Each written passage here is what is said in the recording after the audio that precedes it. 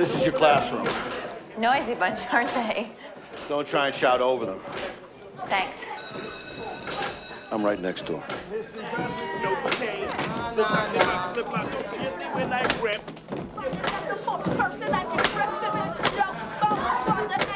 Shepherd.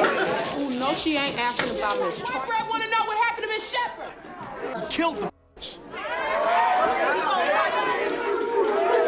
But I'll eat you.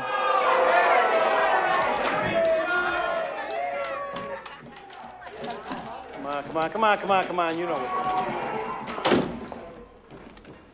What happened to Miss Shepherd? He was a very high-strung individual. Who are these kids? Rejects from hell? Damn it, Griffith, you could have warned me. Yes, you can. All you gotta do is get their attention.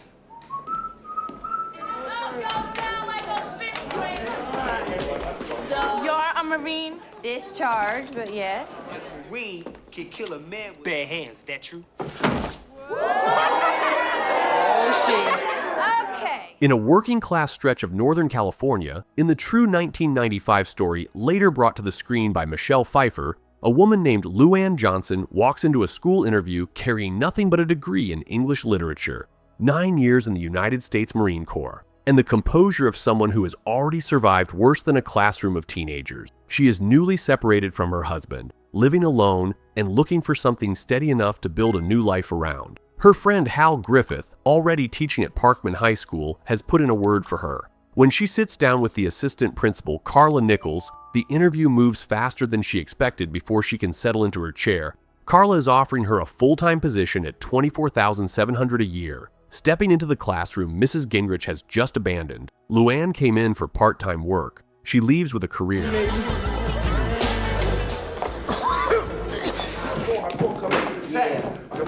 But something feels off. 3 substitute teachers have already walked out of the same room in a matter of weeks, and Carla brushes past the reason with practiced calm. Hal tries to warn her without exactly warning her, hinting at something called the Academy program, at difficult kids, at a situation that is complicated. Neither of them says the word dangerous. LouAnne, refusing to be scared out of a paycheck before she has earned one, chooses to stay optimistic. Her first day arrives, and Hal walks her to the door of her classroom, reminding her that his own room is right next door if things go wrong. She steps inside with her chin high. The students do not even acknowledge that she exists. They are loud, unruly, sprawled across desks like the room belongs to them. And when she tries to introduce herself, her voice disappears under the noise. She asks what happened to the previous teachers. A boy grins and shouts back that they were killed. What happened to Miss Shepherd? I want to know what happened to Miss Shepherd. Killed the Laughter breaks out. Then the leader of the room, a sharp-eyed boy named Emilio Ramirez, stands up and begins to openly mock her while the rest of the class cheers him on. The noise carries into the hallway. LouAnne steps out, closes the door behind her, and finds Hal. Shut up! Who are these kids? She asks him. Rejects from hell? Who are these kids? Rejects from hell? Hal shakes his head. He tells her the truth he had been softening for weeks. This is the only class available to her. The students, he explains, are intelligent, but they lack the foundational academic skills to keep up in the standard track. If she wants to reach them, she has to capture their attention first. Otherwise, she should quit. She does not quit. That night, LouAnne goes home and rebuilds her strategy from the ground up. The next morning, she trades her polished teacher's outfit for a black leather jacket, denim and boots, walks back into that same room, and writes on the chalkboard that she used to be a Marine. She asks the class if any of them know karate. The room shifts. The mockery pauses. 2 boys, Daryl and Raul, step forward, and she guides them through a simple, controlled demonstration right there between the desks. Technically, the school forbids it. Practically, it does what nothing else has managed to do. It makes the students look at her. Can you 2 move that desk down there? From karate, she pivots straight into a lesson, using the word choose to teach the concept of verbs, framing every example as a decision to fight, to walk away, to quit, to stand. A thoughtful young woman named Callie actually engages. Choose. Did you read that somewhere? No. But before the momentum can build, Carla appears at the door and tells LouAnne the principal wants to see her. Principal Grandy is a man who values procedure above nearly anything else. and he does not appreciate a new hire teaching combat moves and abandoning the curriculum on day 2. He makes it clear that, boring or not, the approved lesson plan is not a suggestion. LouAnne listens, nods, and walks out already planning her next workaround. The next day, she comes armed with candy bars, handing them out for correct answers, as if bribery were a legitimate pedagogy. Then she introduces poetry and promises the class that if they complete their assignment, she will take them all to an amusement park. Rides, food, games. The room lights up until one voice cuts through it. Emilio wants to know who is paying. LouAnne tells them the school board is covering it. Emilio, who has been lied to more times than most adults, calls her bluff on the spot. When we finish this assignment, all of you, the most delicious hot dog. And we don't gotta pay for it? The Board of Education. That's bullshit, man. The classroom turns on her in seconds. She has just proven she is like every teacher before her. Barely get lunch. Good. In this room, every promise has to be earned twice. Miss Johnson, you better be for real. After the bell, Callie stays behind and offers her a quiet piece of advice. If she wants the room, she has to win Emilio first. Everyone else follows him. If you want to get the class to listen, get Emilio. LouAnne takes the advice. She hands Emilio a Bob Dylan lyric about a drug dealer and asks what he makes of it. Emilio, whose life is closer to that poem than she yet realizes, refuses to touch it. Some things cut too close to say out loud. Why do I gotta draw for it?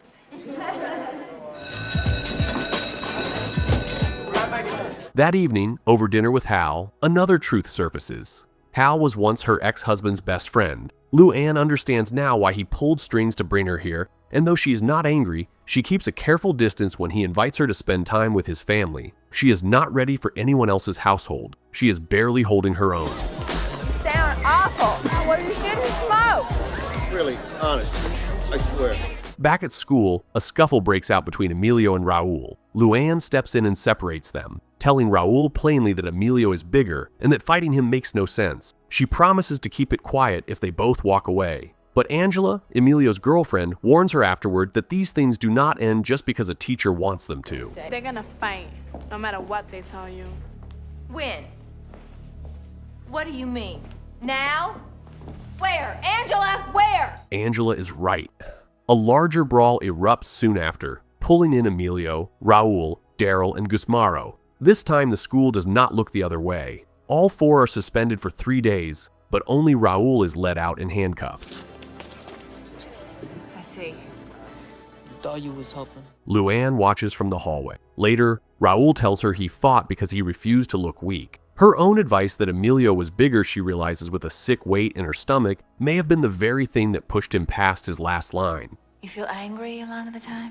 I would like to help you, Emilio. And how would you like to do that? What kind of school suspends the leader and arrests the follower? The question hangs in the air with no comforting answer. LouAnne drives to Raul's home that afternoon and sits in his family's living room while his parents blame him for the trouble. She defends him in front of them, tells them he was protecting himself from a bigger boy, and describes him as one of her favorite students, smart, funny, articulate. It is the first time in Raul's life, judging by his face, that anyone has spoken about him that way in front of his family.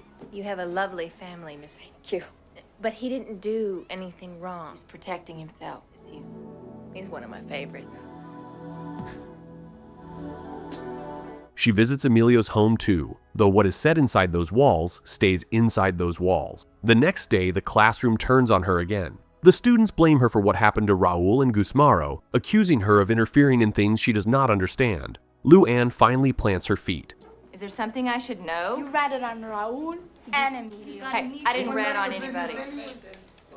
Do you want to talk about this? If they feel that strongly, she tells them, they are free to leave the room. No one is being forced to stay. There are no victims in this classroom. Emilio, of all people, is the first to defend her. He respects that she went to their homes. He respects that she stood in their parents' doorways. One by one, the students choose to stay. There are no victims in this classroom.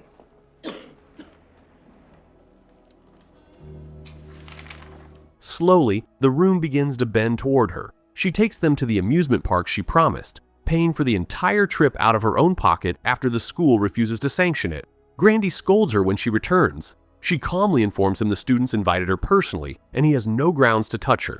No, I paid for them. Emboldened, LouAnne raises the stakes. She hands the class poems by Dylan Thomas and Bob Dylan, asks them to interpret the meaning of death inside each, and offers the winners a fancy dinner at a restaurant few of them have ever seen the inside of. The class takes it seriously. They gather at the school library to research, only to be looked at like intruders by the librarians on duty. In the end, Raul, Daryl, and Callie win. Okay! Callie cannot attend because she is working a supermarket shift, so LouAnne promises to bring the meal to her. At the dinner itself, only Raul is able to come. The restaurant intimidates him more than any classroom ever has. LouAnne coaches him gently through the menu and tells him to enjoy the moment. Somewhere between courses, Raul admits he has been planning to skip school for work so he can pay back a $200 rental fee on a jacket. The jacket, he says, makes him feel like somebody. LouAnne, without theater or lecture, writes him a check on one condition: he has to pay her back by graduating. Raul stares at the check for a long time before he thanks her. You have to pay me back on the day you graduate. Later that same evening, she drops off Callie's meal at the supermarket and learns that Callie is being transferred out of the school because she is pregnant. I'm pregnant. Who thought it was time? The school.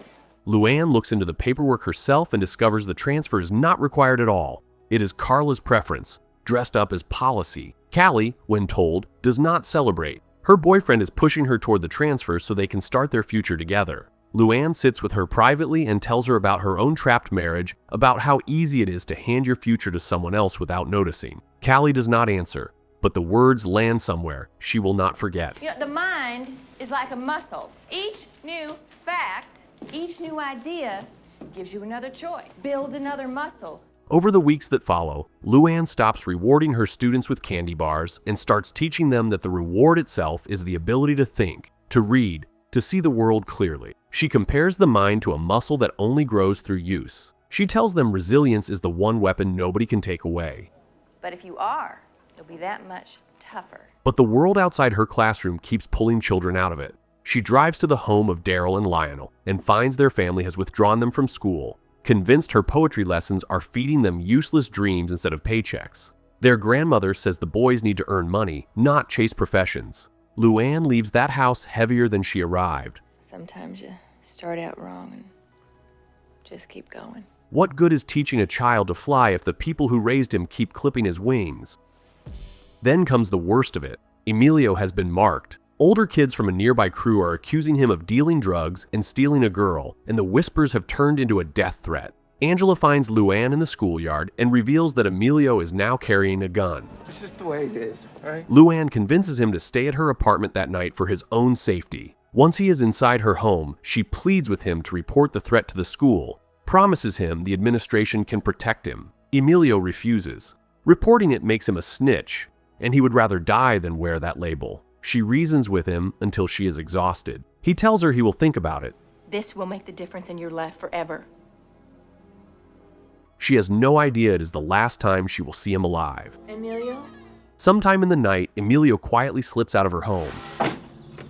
The next morning, LouAnne is already at Principal Grande's office asking whether Emilio came in. Grande admits the boy did stop by, but he was turned away because he had not knocked before entering. What do you mean? I sent him away. Because he didn't knock.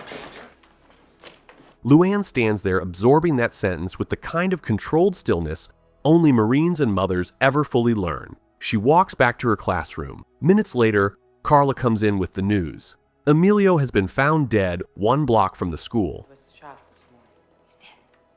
Carla asks her gently not to tell the students, worried the room might spiral. LouAnne tells them anyway. They deserve to know. The class does not spiral. It grieves. Bad news. Emilio was shot this morning.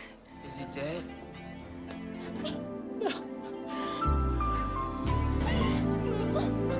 But LouAnne does not survive it as cleanly. She decides to leave teaching altogether, I just want to say, telling the class she will not return the next year. She dresses the decision up in practical reasons. The students see through every one of them. A few days later, Raul helps her pack her things and tells her that lending him the money for that jacket was the kindest thing anyone has ever done for him. He is not sure he can make it to graduation without her. I might even see you in college.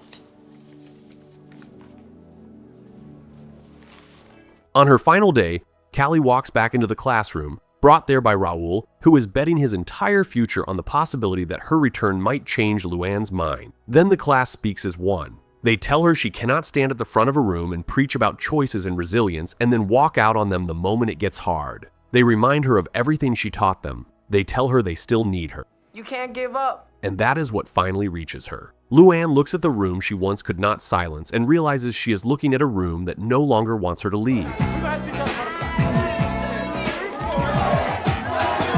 She stays. Sometimes the ones we set out to save are the ones who quietly, stubbornly, refuse to let us give up on ourselves. How'd they get you to come back?